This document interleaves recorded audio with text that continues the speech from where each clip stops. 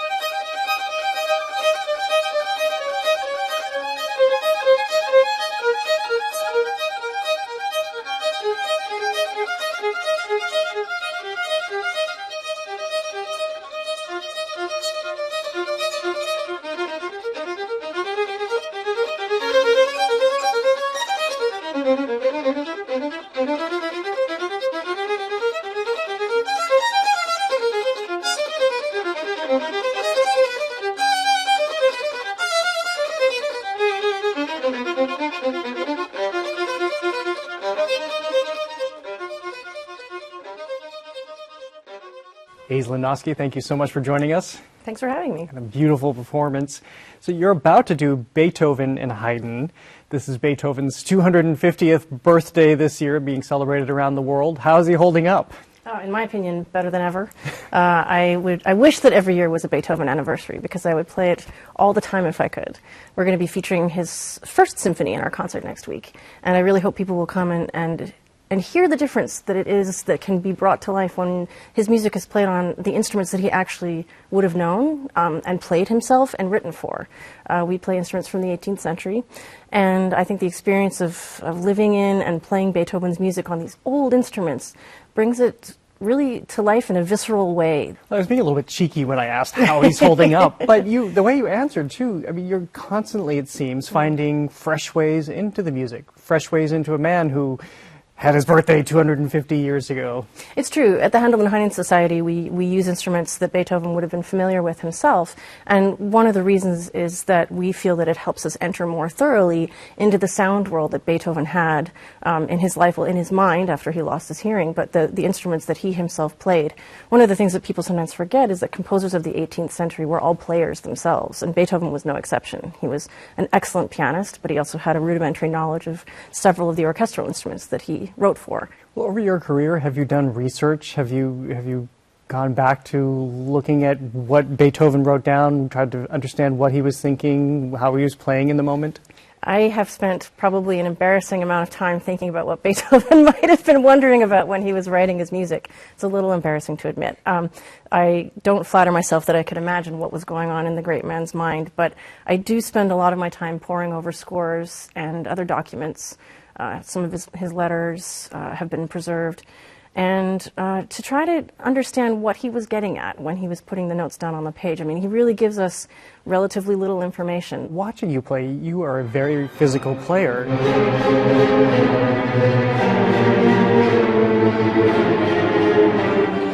Is it something that you do, or is it just tied into what how the music pulls you into the piece?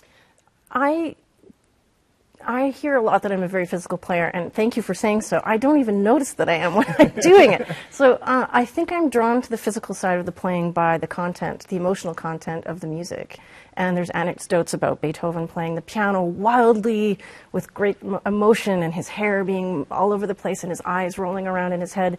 And it's not that I think that gives me permission to be physical, but I think maybe it's there for a reason. Maybe it's designed in the music. And what I try to do is get in the emotional space of the music and then just let it carry me away. I wanted to ask you that. Where do you go in your head when we're watching you play? Oh, interesting. I go into the sound of the orchestra when it's with the orchestra. I don't think in words anymore. I think in sounds. And probably I'm thinking about what does it sound like, but not in words, wondering listening for my colleagues often, because it's such a participatory and such a collaborative experience. Was it so interesting that you just talked about the other things you were listening to, but not yourself? Is that because Right. it's just in you? I'm not perceiving my own playing when I'm part of a large group the same way that I would if I'm playing alone.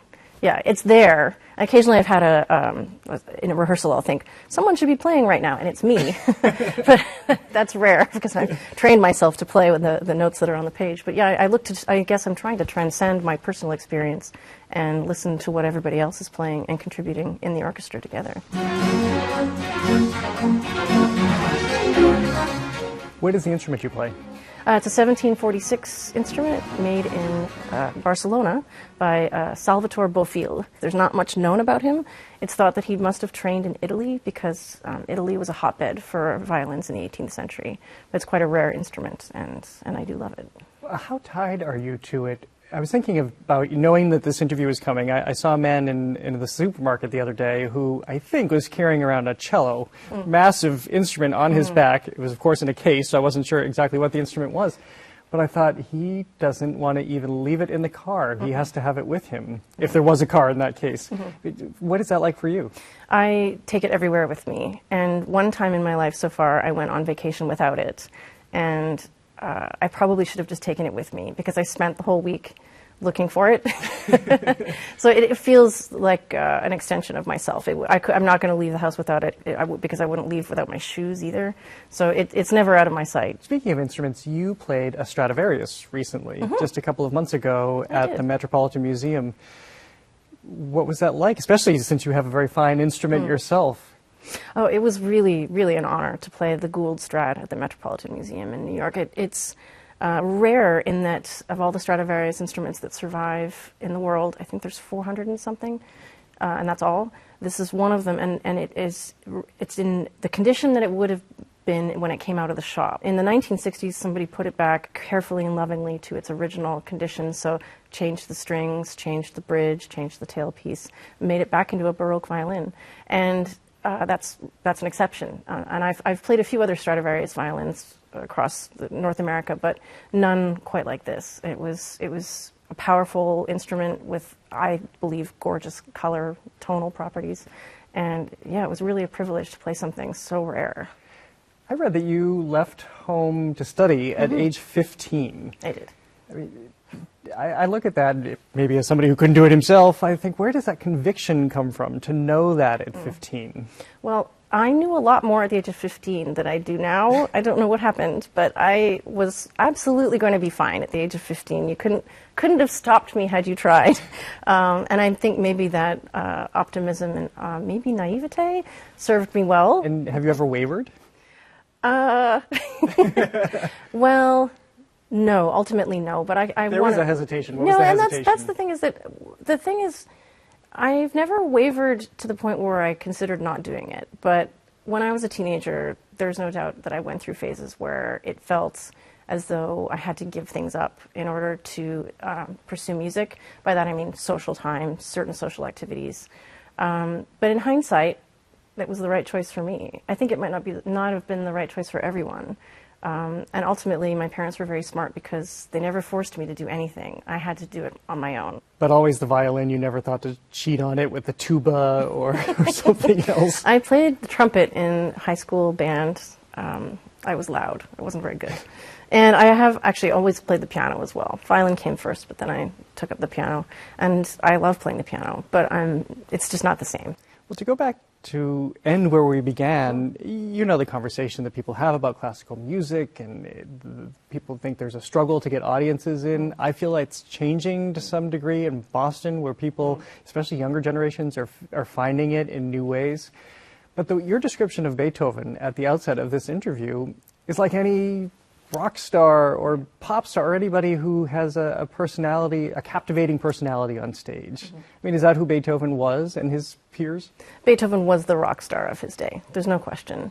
He was one of several, but he may have been first and foremost at the front of the idea of the composer as personality and celebrity.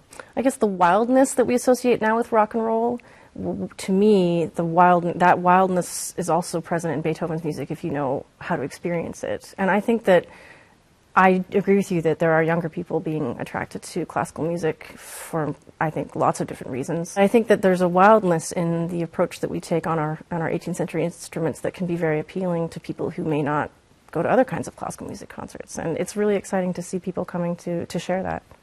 Well, Aisslinn Nosky, it's such a pleasure to have you here. And you're going to play us out. Tell me a little Yes. bit about what you're playing us out with. That's right. I'm going to play a piece by Telemann, and it's a movement of his solo fantasia for violin in E-flat major. Well, thank you so much for being here. Thanks for having me.